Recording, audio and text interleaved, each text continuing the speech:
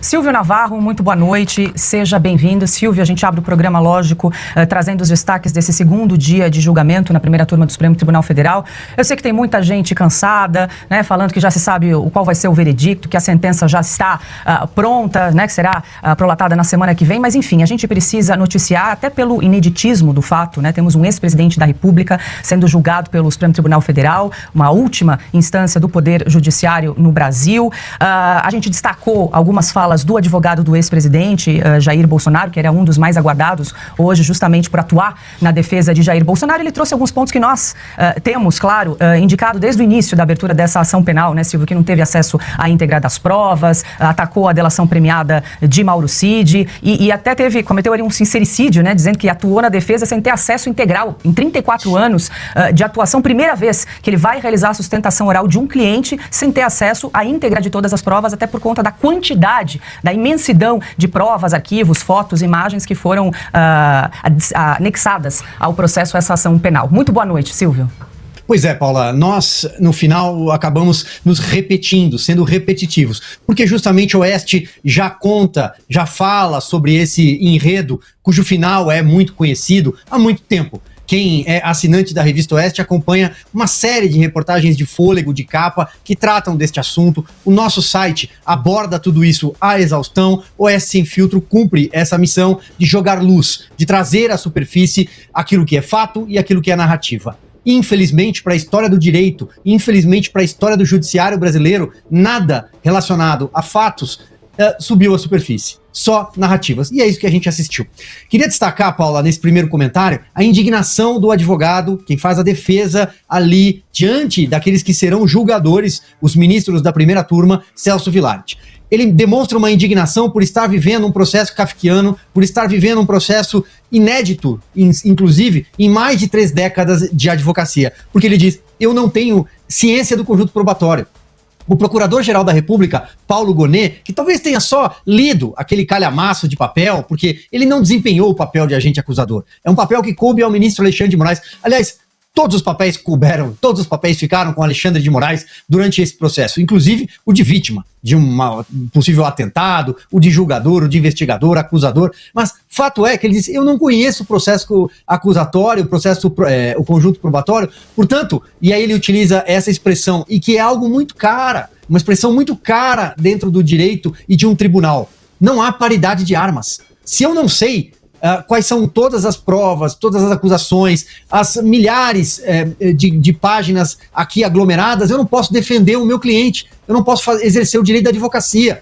E eu não vi até agora uma nota da OAB hoje dizendo, vamos defender os advogados que estão lá dizendo que não tiveram acesso, e é um julgamento de afogadilho. Um julgamento que corre, ele traz até uma data. Começa em maio e nós estamos em setembro. Foram 15 dias durante o processo de instrução. Até anotei, ele fala 15 dias para o Ministério Público, 15 dias para a defesa. Isso não é nada para um processo de tamanho e envergadura. Nós estamos falando de um ex-presidente da República. Ontem trouxemos dados sobre a ação penal 470 do Mensalão. 53 sessões e 138 dias. E aí, finalizo aqui com mais um ponto, né? Paula, em dado momento, eles falam sobre a delação do Mauro Cid. E eles falam, estamos aceitando aqui uma delação parcial. Alguém que foi levado 11 vezes para prestar depoimento, 9 foram aproveitadas. É claro que essa colcha de retalhos não passa de uma farsa, né? E o Brasil vai ter que engolir isso numa página triste para o judiciário brasileiro. Adalberto Piotto, muito boa noite, seja bem-vindo. Se encerrou hoje, então, o segundo dia de julgamento na primeira turma do Supremo. Piotto, e se de certa forma tudo indica aí que a sentença já esteja encaminhada por parte dos ministros que integram essa turma, os advogados hoje pelo menos buscaram estratégias para pelo menos reduzir as penas desses 8 réus acusados da suposta trama golpista, né? A gente destaca algumas teses levantadas pelo Celso Villardi, a questão dos atos preparatórios que não são punidos no direito penal, já falamos isso várias vezes, né? E realmente chamou muito a atenção a questão de ele confessar que não conseguiu se debruçar sobre a infinidade, o tamanho de número de provas, né, e de documentos que foram anexados a essa ação desde o início do ano. A gente trouxe ontem uma linha do tempo, foram 5 meses entre a aceitação da denúncia contra os 8 réus e o início do julgamento que começou ontem. Eu entendo uma confissão, mas uma denúncia ao abuso que está sendo esse processo. O Jornal Metrópolis fez uma conta, o próprio Celso Vilardi colocou como 70 terabytes de informação para serem analisados em 15 dias. 70 bytes, segundo o cálculo que fez o Metrópolis, um livro digital tem em torno de 2 megas. Cada terabyte tem 1 milhão de megas. Então, eu estou falando de 35 milhões de livros com 2 megas. Você conhece alguém no mundo que já tenha lido na vida inteira 35 milhões de livros? Que sejam 10 milhões, que seja 1 milhão de livros. Ainda assim, ainda estou sendo muito generoso aqui. Ninguém. Agora, imagina você ler 1 milhão de livros e buscar em cada uma das linhas, fotos, ou com números, ou tabelas, seja lá o que for, alguma coisa que possa beneficiar o seu réu. Ou seja, é uma análise detida, não é uma leitura fluida, é uma análise detida de cada linha. Ninguém consegue fazer isso, nem a defesa. Era no mínimo para o presidente da turma, no caso o ministro Zanin, pedir, pera um pouquinho, doutor, como é que é? O senhor recebeu 70 terabytes de informação para analisar como prova, possibilidade de encontrar alguma prova que inocentasse o seu cliente, que favorecesse seu cliente, e analisou, e teria que analisar isso em 15 dias. Para todo o processo, é o mínimo que você pode fazer.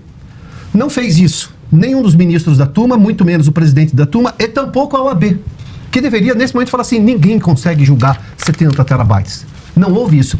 Ali, naquele momento, o Celso Vilardi não fez só uma confissão, ele fez uma denúncia do abuso, que é o sufocamento, a asfixia da defesa. Eu jogo um monte de coisa de repente e dou um prazo exíguo, para usar uma expressão que é do meio, e digo assim, olha, tá aí as provas, você não pode alegar que você não as teve. Aliás, ele começa dizendo, eu tive tudo que está ali no processo, está lá, está tudo na denúncia, mas como eu consigo julgar tudo isso em tão pouco tempo? Porque a Procuradoria-Geral da República está acompanhando a Polícia Federal desde o princípio.